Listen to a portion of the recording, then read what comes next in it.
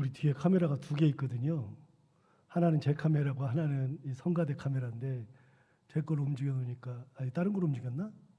아무튼 자,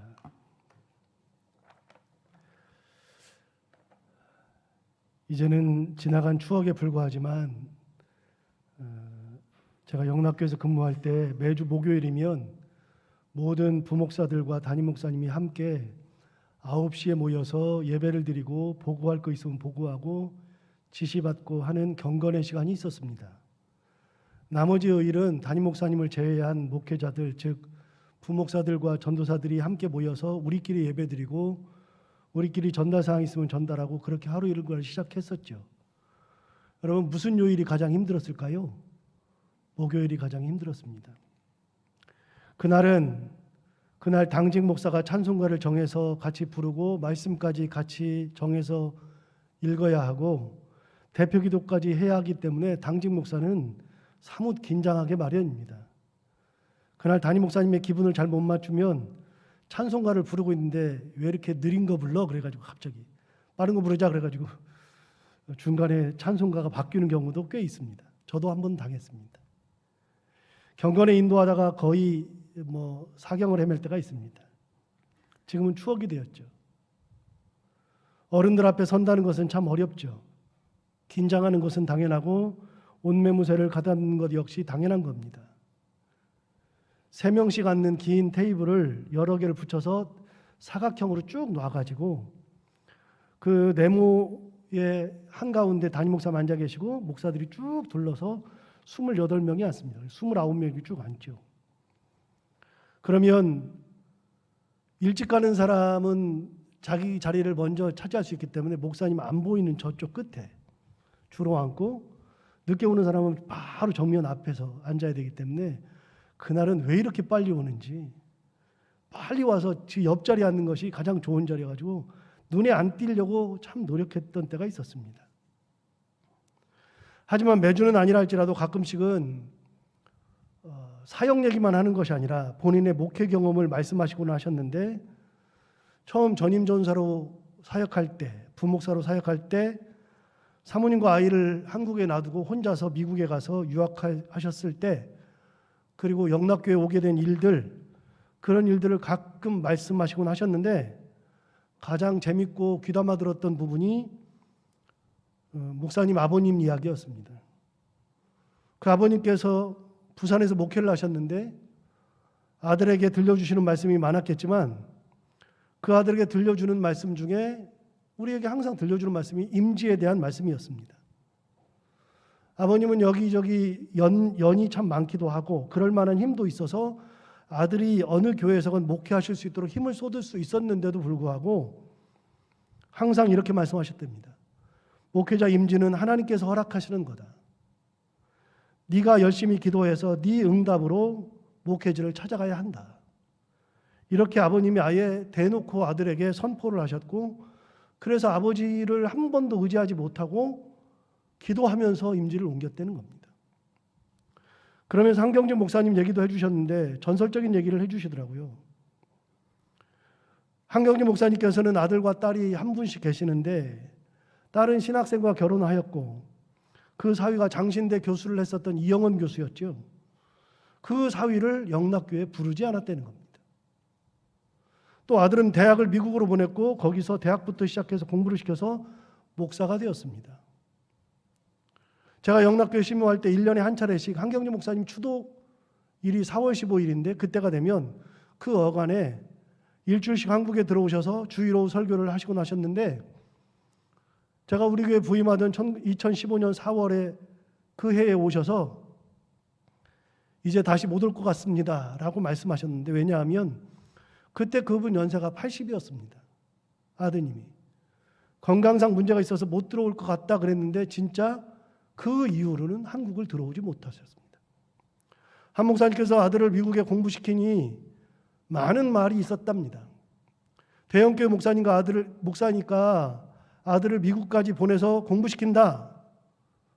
그러면서 비난하는 소리가 여기저기 있었는데 한 번도 대꾸하지 않으셨고 나중에 목사가 되었을 때에도 단 한 번도 아들을 한국으로 데리고 들어온 적이 없습니다. 그냥 미국에 놔두셨고 미국에서 임지를 찾아가도록 그렇게 하셨습니다. 본인 후임자를 정할 때에도 아들은 아예 제하고 청백열차를 진행했을 정도로 아들에게는 매몰찬 아버지였죠. 그리고 그 아들이 미국에서 목회할 때 교회를 세워주거나 미국에 있는 교회에 부탁해서 그 아들이 갈 길을 찾아봐 준 적도 없었답니다. 이런 말씀을 하시면서 저희들에게 항상 하시는 말씀이 임지는 목사 스스로 찾아가야 되는 거니까 나한테 기대하지 말라고 말씀하셨어요.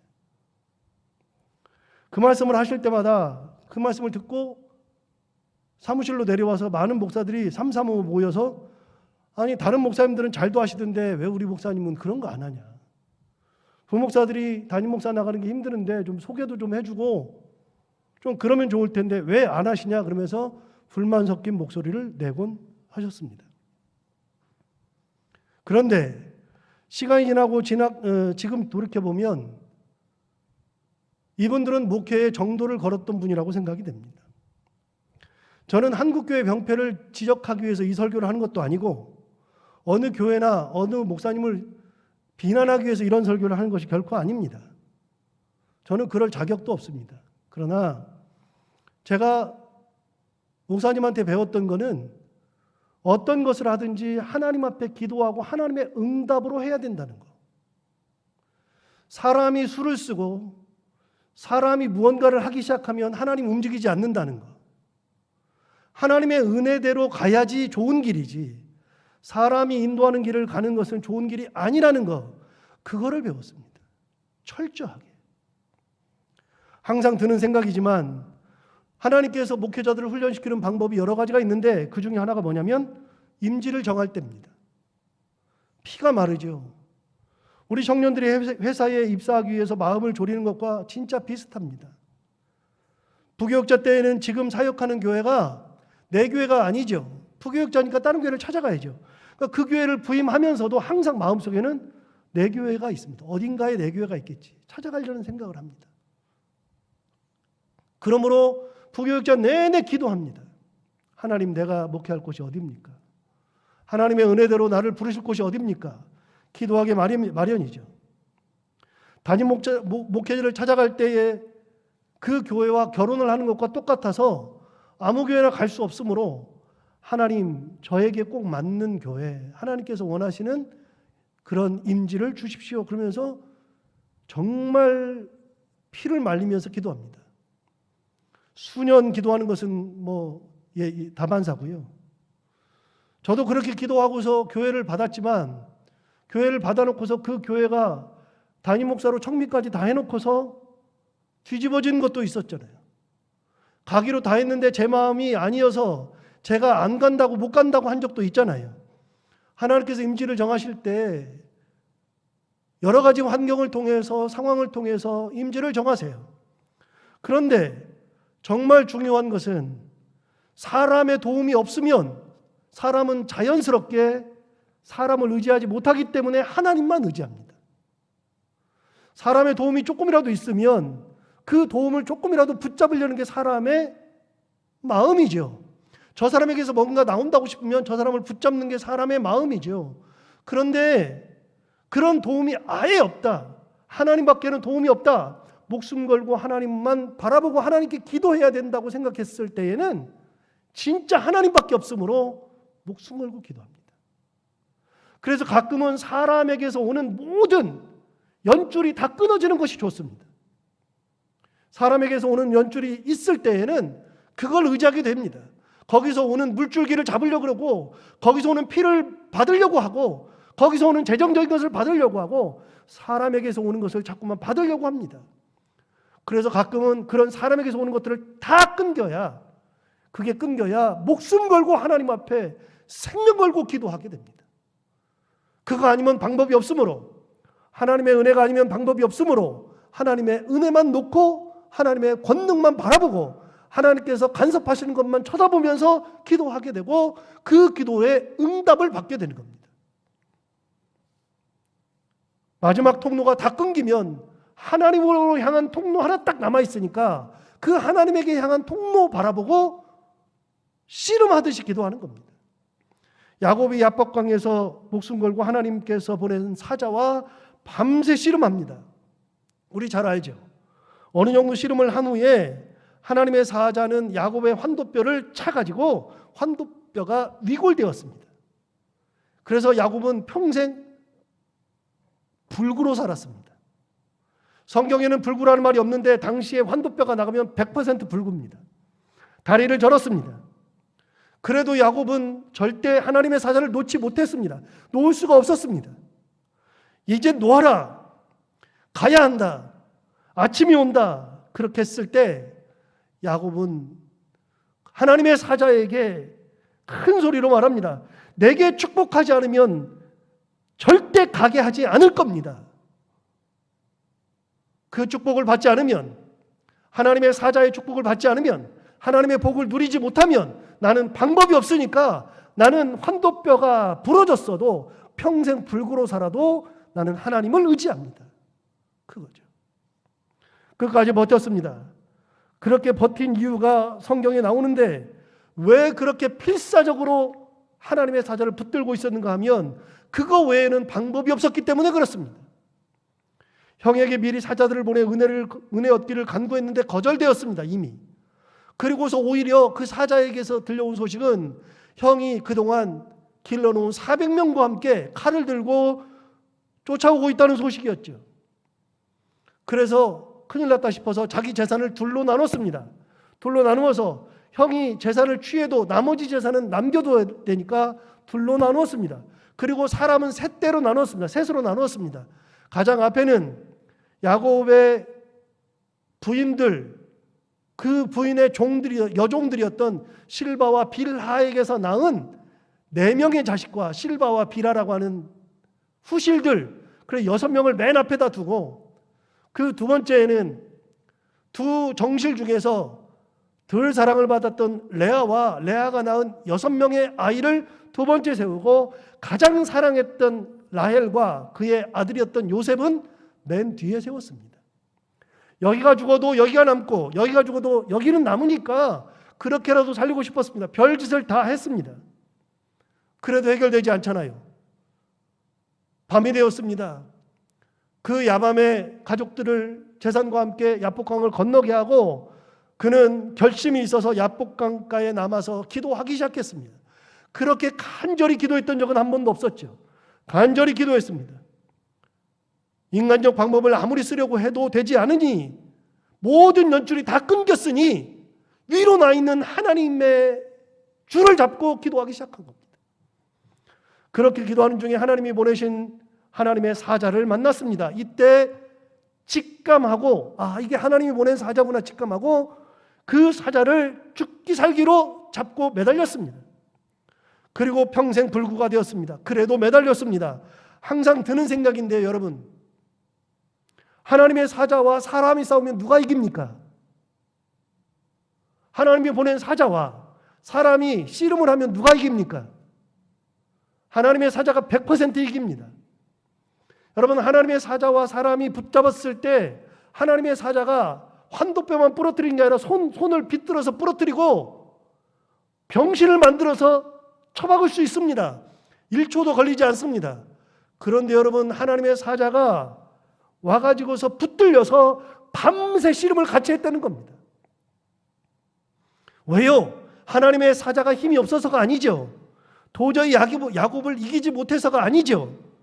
맘만 먹으면 곧바로 제압이 가능한데, 그런데 절대로 그러지 않았습니다. 하나님의 사자는 끝까지 붙잡혀 있었습니다. 이기려면 얼마든지 이기는 하나님의 사자가 밤새 잡혀 있었다는 것은 처음부터 이길 마음이 없었다는 겁니다.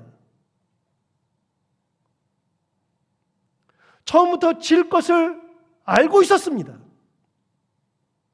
그 간절함을 보고 싶었을 뿐이지, 야곱의 간절함을 보고 싶었을 뿐이지 야곱을 완전히 병신을 만들 생각은 없었습니다. 뒤집으면 뭡니까? 뒤집으면 하나님이 사자를 보내실 때에는 그 사자를 통해서 하나님께서 복을 내리시려고 한 겁니다.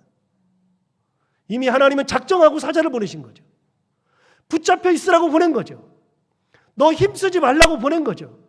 그가 얼마나 간절한지 보자 그러는 것이죠. 하나님은 복을 준비하고 사자를 보내신 겁니다. 그렇게 하나님이 보낸 사자를 붙잡고 간절히 매달렸더니 환도뼈가 부러졌는데도 절대로 안 놓습니다. 그리고서 내게 복을 주시지 않으면 내가 가게 하지 않습니다라고 했을 때, 아침이 되었을 때 그가 가지고 있었던 모든 문제가 일순간에 해결되었습니다. 20년 넘게 해결하지 못했던 문제가 일순간 밤샘 기도를 통해서 한 번에 해결되었습니다.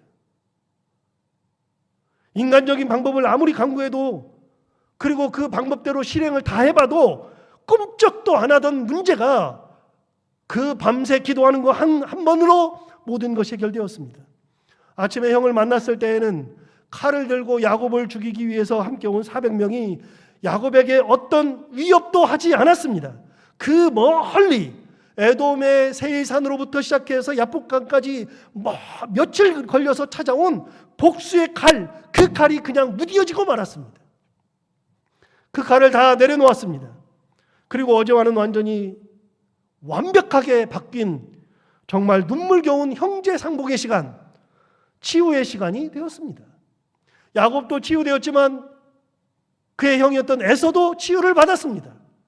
자기도 모르지만 죽이려고 왔던 그 마음, 복수심이 가득했던 그 마음이, 복수심은 사라지고 동생을 사랑하는 마음, 애틋한 마음, 그런 마음으로 치유가 되었습니다. 사람은 가능성이 있다면 뭐든지 의지하는 것이 사실이라고 아까 같이 나누었죠.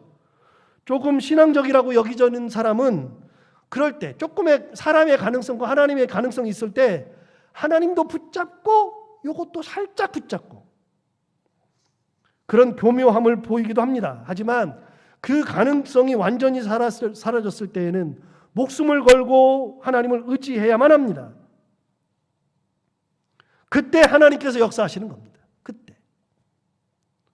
그것도 가장 좋은 길로 말입니다. 오늘 본문을 한번 보겠습니다. 5절을 보면 너희 중에 누구든지 지혜가 부족하거든 모든 사람에게 후히 주시고 꾸짖지 아니하시는 하나님께 구하라 그리하면 주시리라 라고 말하고 있습니다. 여러분, 너희 중에 누구든지 지혜가 부족하거든 모든 사람에게 후히 주시고 꾸짖지 아니하시는 하나님께 구하라고 이렇게 이야기합니다. 지혜가 부족할 때 인간적인 방법으로 채우려고 하지 말고, 내가 뭔가를 해야 되는데 그게 부족할 때 인간적인 방법으로 채우려고 하지 말고 어떤 순간이 되어든지 하나님께 구하라 그리하면 주시리라. 하나님께 구하라는 겁니다. 사람에게 매달리지 말고 하나님께 구하라 그리하면 주시리라. 결론은 뭐냐? 하나님께 구하라 그리하면 주시리라. 하나님은 주신다 그 말입니다. 그런데 저는 하나님께 구하라 그리하면 주시리라 이 말씀보다도 제 눈을 확 띄게 하는 그런 단어들이 3번 나옵니다. 다시 한번 읽어보겠습니다. 너희 중에 누구든지 지혜가 부족하거든 첫 번째 모든 사람에게, 두 번째 후히 주시고, 세 번째 꾸짖지 아니하시는 하나님. 하나님은 누구에게 주시느냐? 모든 사람에게 다 주십니다. 어떻게 주십니까? 후히 주십니다. 주실 때 어떻게 하십니까? 꾸짖지 않습니다. 이게 왜 제 눈을 확 뜨게 하느냐? 모든 사람에게라고 하는 표현을 주목할 필요가 있습니다. 모든 사람이라는 것은 예외가 없다는 겁니다. 누구나 다 받을 수 있다는 겁니다. 누구는 주시고 누구는 주시지 않는 하나님이 아니라는 말이죠. 내가 어떤 형편이건 내가 어떤 상황에서 하나님을 만나든 하나님은 구하기만 하시면 다 준다는 겁니다. 사람은 사람을 차별하기 마련입니다. 이 세상 살면서 느끼는 거지만 사람은 사람을 차별합니다. 안 하지 않습니다. 나는 차별을 안 한다. 말도 안 되는 얘기입니다. 사람은 사람을 차별하게 되어 있습니다. 누구에게나 경중이 다 있죠. 내가 누구를 만날 때 귀한 존재가 있는가 하면 그렇지 않은 하찮은 존재가 있기도 합니다. 내가 저 사람한테 신경을 써야 하는 사람이 있는가 하면 신경 쓰지 않는 사람도 있습니다. 극히 잘해주는 사람이 있는가 하면 극히 못해주는 사람도 있습니다. 같은 일이라 할지라도 누가 부탁하느냐에 따라서 그 결과가 달라지기도 하죠. 사람은 다르기 때문에 그렇습니다. 그런데 여러분, 하나님은 사람을 절대로 차별하지 않습니다. 누구에게든 동일한 기준을 가지고 계시죠. 그 기준은 하나님께 구하는 것, 그게 기준입니다. 하나님 앞에 나오는 사람이 기준입니다. 하나님 앞에 구하는 사람이 기준이죠. 내가 어떤 형편이건 어떤 삶을 살아왔건 상관없습니다. 하나님은 누구든지 하나님 앞에 와서 구하는 자를 다 주신다. 저는 이래서 하나님이 진짜 좋습니다. 저는 하나님이 좋은 이유가 진짜 많은데요. 그 중에 하나가 뭐냐면 하나님이 사람을 차별하지 않아요. 하나님이 사람을 차별했다면 저는 여기 없었을 거거든요. 여러분은 어떨지 몰라도 우리 하나님은 절대로 사람을 차별하지 않습니다. 하나님은 모든 사람을 평등하게 대하십니다. 초대교회 당시 사도 바울은 로마에 가서 복음을 전하는 것이 꿈이었습니다. 그래서 일생일대의 사명으로 알고 로마까지 가서 사명을 전했습니다. 복음을 전파했습니다. 결국 로마에 가서 복음을 전파하고 로마에서 죽었습니다. 사도 바울이 그렇게 로마로 가기를 그렇게 했던 이유는, 결정적인 이유는 로마에 가서 당대 권력자들, 지배자들을 그들에게 복음을 전하기 위해서였습니다. 그들에게 복음을 전하면 그들이 예수를 믿게 되고, 예수를 믿으면 자기 수하에 있는 모든 사람들과 자기 가족들을 다 예수 믿게 할 것이기 때문에 그렇습니다. 그래서 위로부터의 전도를 시도했습니다. 권력자들을 전도해서 아랫사람들을 전도하는, 지배자들을 전도해서 종들을 전도하는, 이 밑에 사람을 전도하지 않아도 윗사람을 전도하면 자연스럽게 아랫사람들이 전도되는 위로부터의 전도 방식을 택했습니다. 그렇게 되면 로마가 일순간에 복음화될 거라고 생각했습니다. 그런데 여러분, 놀랍게도 반대의 일이 벌어졌습니다. 로마에 살던 지배자들, 권력자들은 예수 믿는 사람들이 없었는가 하면 로마에 살던 노예들이 예수를 믿기 시작했던 겁니다. 당시 노예들은 사람 대접을 받지 못하였고 사람이기보다는 한 일종의 재산의 일부였습니다. 그런 이들에게 인권이 어디 있으며, 그런 이들에게 존중이 어디 있으며, 그런 이들에게 사랑이 어디 있습니까? 아무것도 없죠. 그야말로 일만 하는 일꾼, 노예에 불과했습니다. 그런데 이 노예들이 예수 공동체를 발견했습니다. 예수 공동체에 갔더니 예수 공동체에서 들은 첫 마디가 뭐냐면 하나님은 당신을 사랑하십니다. 지금까지 사랑이라는 단어를 들어본 적이 없었습니다. 그런데 거기에서 처음으로 들었습니다. 하나님이 당신을 사랑하십니다. 저도 당신을 사랑합니다. 모든 사람들이 자기를 사랑한다고 고백하기 시작했습니다. 노예들은 믿기지가 않았습니다. 사랑이라는 말을 처음 들어봤습니다. 아니, 내가 사랑을 받아도 되는 존재인가? 내가 이런 존재가 아닌데. 그런데 예수 공동체는 그 사람들을 차별하지 않았습니다. 그 사람들에게 다 똑같이 대하고 사랑으로 대했습니다. 그랬더니 그 사람들이 변화하기 시작했습니다. 성찬식을 할 때 보면 극명하게 나타납니다. 여러분, 성찬식은 사람을 가리지 않습니다. 예수 믿겠다고 서약하고 세례받은 사람은 그 사람이 아무리 돈이 없어도, 그 사람이 아무리 사는 형편이 안 좋아도, 그 사람의 옷이 어떠해도, 그 사람이 무슨 직업이어도, 어떤 모습으로 있던, 얼굴이 어떻건, 키가 어떻건, 옷을 어떻게 입었건 상관없이 성찬식을 할 때는 모든 사람들에게 세례받은 사람은 동일하게 참여할 수 있는 하나님께서 주신 권리가 있습니다. 노예들이 가서 보니 그런 일들이 벌어졌습니다. 너무나도 좋은 거예요. 그러니까 노예들이 가가지고 그곳을 가는 순간에 인생이 달라지는 거예요. 아, 내가 사랑받는 존재구나. 그래서 노예들은 복음을 들을 때 사랑으로 복음을 들었습니다. 예수께서 나를 위해서 죽으셨다는 것이 노예들에게는 그렇게 큰 기쁨이었습니다. 그래서 그 말씀에 의해서 노예가 예수 믿기 시작하는데, 그 노예가 예수를 믿기 시작하니까 옆에 있는 노예들이 맨날 웃고 사니까 너 왜 그래? 그러니까 나랑 한번 가볼래? 그래서 노예들이 예수 공동체를 찾기 시작했는데, 로마 시대의 예수 공동체는 전부 다 노예 공동체였습니다.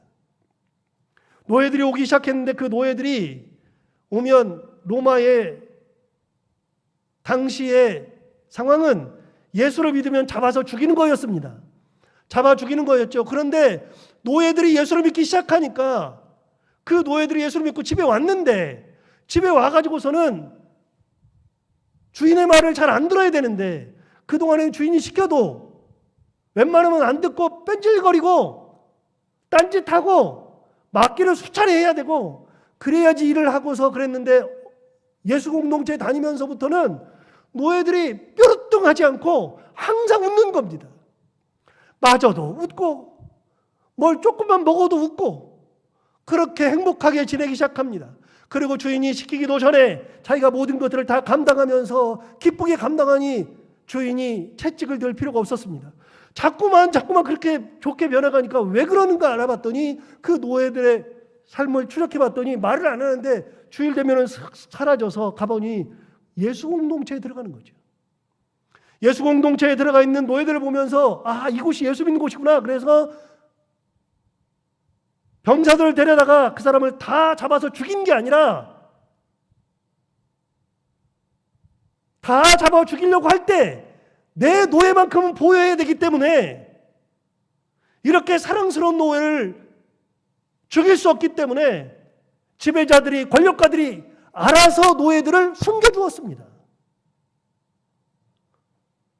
그렇게 예수 믿는 공동체의 노예들이 많아지기 시작하면서 그러면서 차츰 권력자들도 그들을 보고서 예수를 믿게 되었습니다. 사도 바울은 위로부터의 전도를 시도했는데 놀랍게도 하나님은 아래로부터의 전도를 시작하신 겁니다. 무엇으로요? 평등으로요. 사랑으로요. 나눔으로요. 섬김으로요. 하나님은 그 노예마저도 차별하지 않으시고 동일한 사랑으로 그들을 받아주었기 때문에 그들에게 예수 그리스도의 복음이 들어갔고 로마가 변하기 시작했습니다. 그래서 결국 AD 313년 예수께서 돌아가신 지 약 30년 지났을 때에 300년 지났을 때에 그때에 어거스틴 황제가 밀라노에서 이제는 예수를 믿어도 괜찮다라고 하는 밀라노 칙령을 내보냈습니다. 그래서 예수 믿는 것도 그때부터는 공식적으로 믿게 되었고 392년 데오도시우스 황제 때 예수 이제부터는 이 나라에서는 무조건 예수만 믿어라. 그래서 예수가 유일한 종교다. 그렇게 392년에 바뀌게 됩니다. 어디서부터요? 밑에서부터요. 누구에게나 하나님의 사랑이 전해졌을 때 그 사랑이 하나님의 사랑이 모든 사람을 바꾼 거죠. 보세요. 우리 하나님은 어떤 분이냐면 어느 누구에게든지 저는 우리 하나님이 진짜 좋은 게 이거예요. 하나님은 차별을 안 해. 하나님은 다 사랑하세요. 우리야 옷 보고 차별해. 배운 거 보고 차별해. 몸매 보고 차별해. 다 그러는데 하나님은 안 그러세요. 너무 좋으신 분이에요, 우리 하나님이. 그 하나님이 구하기만 하면 어떤다고요? 주신다는 거예요. 누구든지 상관없이 주신다는 거예요. 두 번째, 눈에 확 띄는 단어가 후히 주신다는 것입니다. 여러분, 후히라고 하는 단어는 정말 대단한 것 같습니다. 왜냐하면 흔히 누군가에게 무엇인가 필요로 할 때 줄 수 있어요. 우리가 다 줄 수 있죠.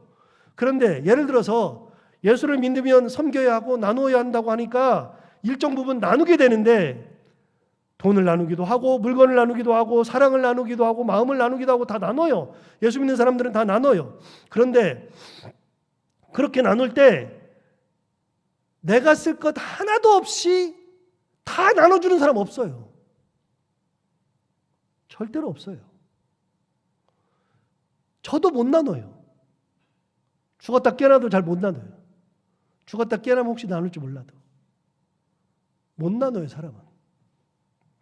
나누면서도 항상 무슨 생각을 하느냐? 일정 부분을 나누면서도 내가 먹을 거는 다 이미 계산이 다 서 있으니까 나눠주는 거예요, 사람은. 그러니까 나누는 입장에서도 내가 후하게 나눠주지 못해요. 진짜 후하게 나누지 못하고 받는 사람 입장에서도 진짜 후하게 받지 못해요. 항상 서로 간에 부족하죠. 있으면 더 주고 싶은데 있는 것이 한계가 있으니까 그 정도밖에는 못 줍니다. 또한 다 준다고 해도 받는 입장에서는 절대로 후하지 않습니다. 여러분, 예를 들어서 자녀들에게 남겨줄 때, 재산을 남겨줄 때 부모가 이쯤 하면 됐다. 그런 부모 별로 없습니다. 더 주고 싶습니다. 그러나 있는 것이 한계가 있기 때문에 다 주지 못합니다. 내가 있는 것만큼만 주는 거죠. 그런데 그것도 둘이면 나눠줘야 됩니다. 셋이면 셋으로 나눠줘야 됩니다.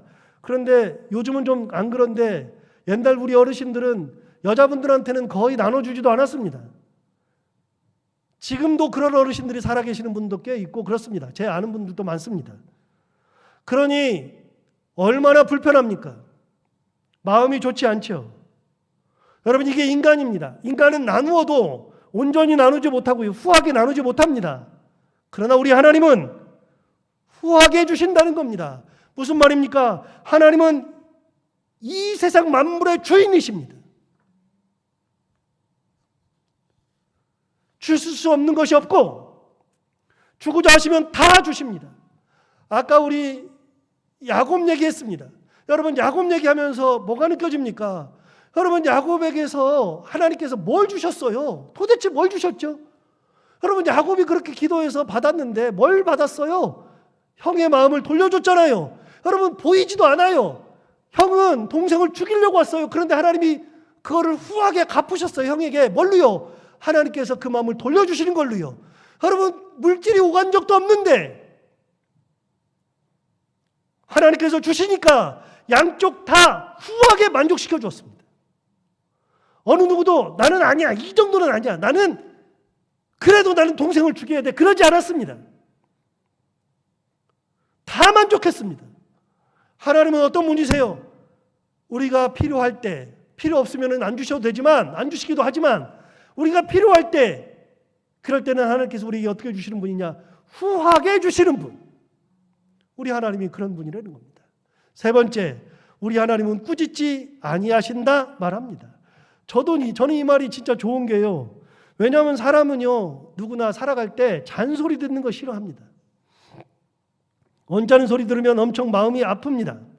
쓰입니다. 가끔 하시는 말씀 중에 여러분, 여자분이 운전면허 따고서 도로 연수할 때 누구한테 연수받으면 마음의 상처가 커져요? 웬만하면 다 아시는데, 그죠? 남편한테 연수받을 때가 가장 시험거리라고 그러잖아요. 그것도 못해.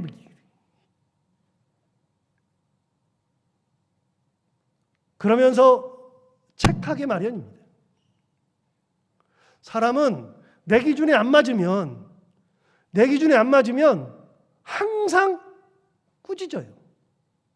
공부를 해야 되는데 안 하면 내 기준에 안 맞으니까 꾸짖죠. 그런데 아이가 부모한테 공부했는데 애도 자기 기준에 안 맞으니까 꾸짖는 것은 아니지만 사실은 꾸짖는 겁니다. 똑같이. 여러분, 사람은 자기 기준에 안 맞으면 그러면 항상 누군가를 꾸짖게 되어 있습니다. 그런데 보세요. 우리 인간은 하나님 앞에 섰을 때 얼마나 대단한 존재입니까? 우리가 완전 무결합니까? 하나님과 우리를 나누는 선이 있다고 그랬잖아요.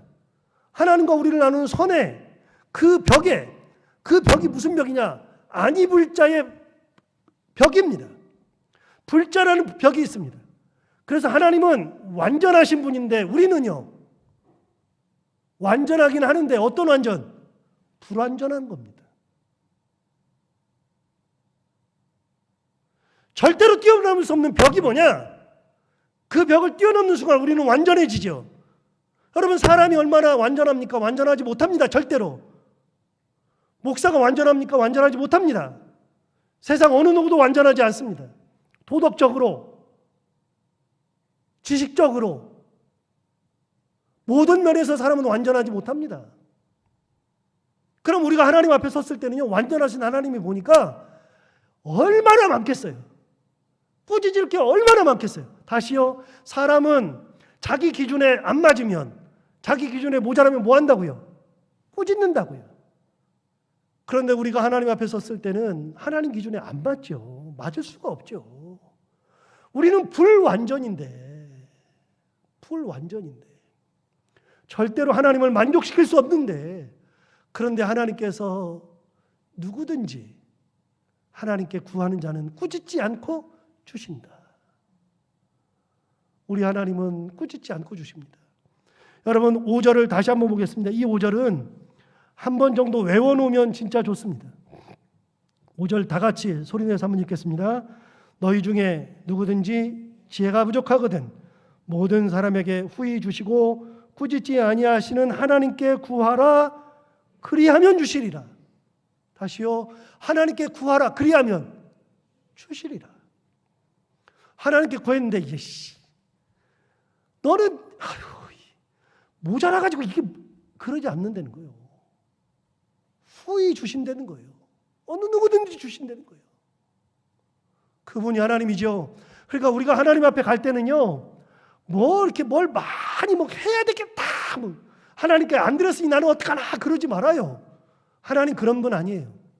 하나님 앞에 갈 때는 아버지한테 가듯이, 엄마한테 가듯이 그렇게 가면 돼요.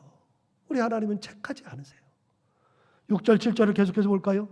오직 믿음으로 구하고 조금도 의심하지 말라.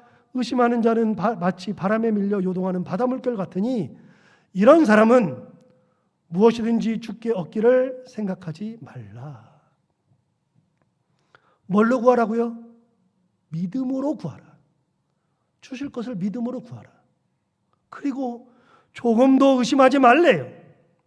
여러분, 누가 지금 이 말해요? 누가 이 말해요? 야고보가 하죠. 야고보가 누굽니까?